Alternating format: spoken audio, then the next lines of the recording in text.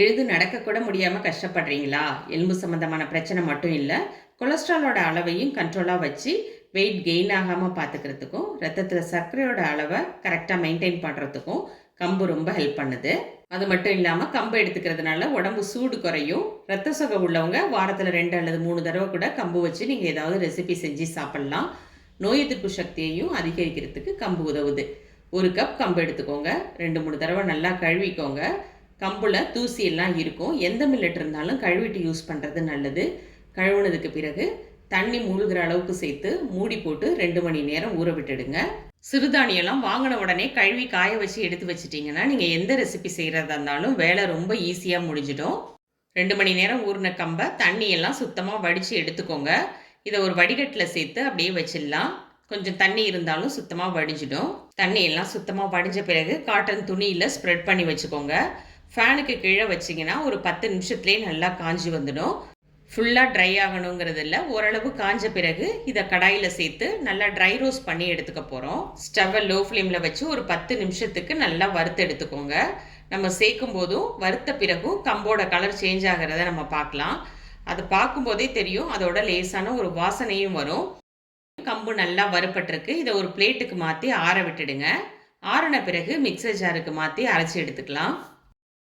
இன்ஸ்டண்ட்டாக கம்பு மாவில் செய்கிறத விட நீங்கள் கம்பு வாங்கி வீட்டில் ஃப்ரீ டைமாக இருக்கும்போது இதெல்லாம் செஞ்சு வச்சுக்கோங்க. மாவு ரெடி பண்ணி வச்சுட்டிங்கன்னா நீங்கள் எந்த ரெசிபி செய்கிறதா இருந்தாலும் ரொம்ப ஈஸியாகவே செஞ்சிடலாம். மிக்சியில் சேர்த்து நல்லா ஃபைன் பவுடராகவே அரைச்சாச்சு. இருந்தாலும் இதை ஒரு தடவை சலிச்சு எடுத்துக்கலாம். கொழுக்கட்டை நல்லா சாஃப்டாக இருக்கிறதுக்கு மாவை நீங்கள் சலிச்சு எடுத்துக்கோங்க.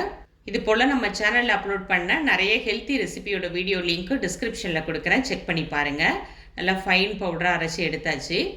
இந்த மாவோட 1/4 டீஸ்பூன் உப்பு சேர்த்துக்கோங்க. உருண்டையை எடுத்து சாப்பிடும்போது டேஸ்ட்டு ரொம்ப அட்டகாசமாக இருக்கிறதுக்கு 2 டீஸ்பூன் பொடிச்ச வெல்லமும் 2 டீஸ்பூன் துருவின தேங்காயும் சேர்த்துக்கோங்க. கூடவே 1 டீஸ்பூன் நெய் சேர்த்து முதல்ல மாவை நல்லா கலந்துக்கோங்க. இந்த கேப்பில் தண்ணியை நல்லா கொதிக்க வச்சுருக்கேன். தண்ணியை இதில் கொஞ்சம் கொஞ்சமாக சேர்த்து மாவை பசைஞ்சிக்கலாம். உருண்டை உடையாமலும் நல்லா சாஃப்டாக இருக்கிறதுக்கு கண்டிப்பாக இதில் சுடுதண்ணி சேர்த்து தான் மாவை நீங்கள் பிசையணும். கொஞ்சம் கொஞ்சமாக தண்ணி சேர்த்து தான் மாவை பிசையணும். தண்ணி நல்லா கொதிக்க கொதிக்க இருக்கிறதுனால கொஞ்சம் கவனமாக பார்த்து மாவை பசைஞ்சுக்கோங்க. ஸ்வீட் கிரேவிங்ஸ் இருந்தால் நல்லா ஹெல்த்தியான இந்த ஸ்வீட்டை செஞ்சு கொடுங்க. சாப்பிட்றதுக்கும் ரொம்ப அருமையாக இருக்கும். ராகி வச்சு கூட பால் கொழுக்கட்டை நம்ம சேனலில் நான் வீடியோ போட்டிருக்கேன். அதோட லிங்க்கும் டிஸ்கிரிப்ஷனில் கொடுக்குறேன், செக் பண்ணி பாருங்கள். இது போல் கொஞ்சம் கொஞ்சமாக தண்ணி சேர்த்து மாவை நல்லா சாஃப்டாக பசைஞ்சு எடுத்தாச்சு. கையில் ஒட்டாமல் வரத்துக்கு கையில் கொஞ்சமாக நெய் தடவிட்டு உங்களுக்கு தேவைப்படுற சைஸுக்கு உருண்டை செஞ்சு வச்சுக்கோங்க. உருண்டையை 2 விதமாக வேக வச்சுக்கலாம். தண்ணியை நல்லா கொதிக்க வச்சு அதில் உருட்டின உருண்டை எல்லாத்தையும் சேர்த்து வேக வச்சு எடுத்து வச்சுக்கோங்க.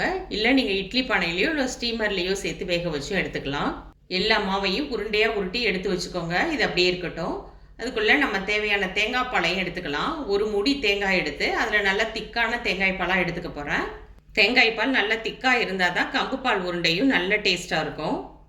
நான் இதில் 2ஆம் பால் எடுக்கலை. நீங்கள் 2ஆம் பால் எடுத்து கூட அதில் லேசாக சூடு வந்த பிறகு வேக வச்ச உருண்டையை சேர்த்து அதுக்கு பிறகு வெள்ளைக்கரைசல்லாம் சேர்த்து செய்கிறதுனாலும் செய்யலாம். இன்றைக்கி முதல் பாலை மட்டும்தான் நான் கடைசியாக சேர்த்துக்க போகிறேன். எல்லா உருண்டையும் ஸ்டீமர் பிளேட்டில் எடுத்து வச்சுட்டேன். இது ஒரு 10 நிமிஷத்துலேயே நல்லா வெந்து வந்துடும். வெந்த உருண்டை எல்லாத்தையுமே ஒரு பிளேட்டில் மாற்றி வச்சுருங்க. இது நல்லா ஆறட்டும். அதுக்குள்ளே இதுக்கு தேவையான வெள்ளை கரைசலை நம்ம ரெடி பண்ணிக்கலாம். எந்த கப்பில் கம்பு அளந்து எடுத்தீங்களோ அதே கப்லேயே 3/4 கப் அளவுக்கு வெள்ளத்தை பொடிச்சு சேர்த்து அளந்துக்கோங்க. இதில் ஒரு 1/4 கப் தண்ணி சேர்த்து வெள்ளத்தை நல்லா கரைச்சி வடிகட்டி திரும்பவும் இதில் சேர்த்துருக்கேன். நல்லா திக்காகி வந்ததுக்கு பிறகு நம்ம ஆற வச்சு எடுத்து வச்ச உருண்டையை இதில் சேர்த்து கலந்துக்கோங்க.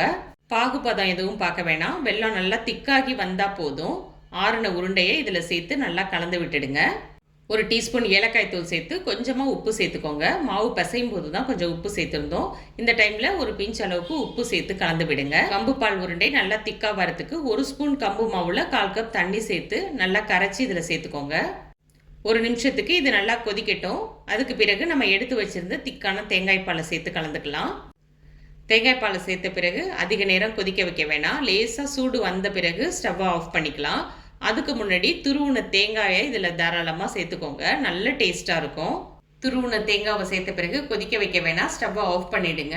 வெதுவெதுப்பான சூடு வந்த பிறகு நீங்கள் எடுத்து சாப்பிட்லாம். செம்ம டேஸ்ட்டாக இருக்கும். இது நல்லா ஆற விட்டு ஃப்ரிட்ஜில் வச்சு சில்லுன்னு சாப்பிட்டிங்கனாலும் இன்னும் பிரமாதமாக இருக்கும். பசங்க குலாப் ஜாமுன் சாப்பிடணும்னு சொன்னாங்கன்னா, நல்ல ஆரோக்கியமான இந்த கம்பு பால் உருண்டைய செஞ்சு குடுங்க. அதுக்கு ஈக்குவலான டேஸ்ட்டு இதுலயும் இருக்கும். ட்ரை பண்ணிட்டு மறக்காம உங்க ஃபீட்பேக்கையும் ஷேர் பண்ணுங்க. வீடியோ பிடிச்சிருந்தா வீடியோக்கு ஒரு லைக் குடுத்துடுங்க. Thank you.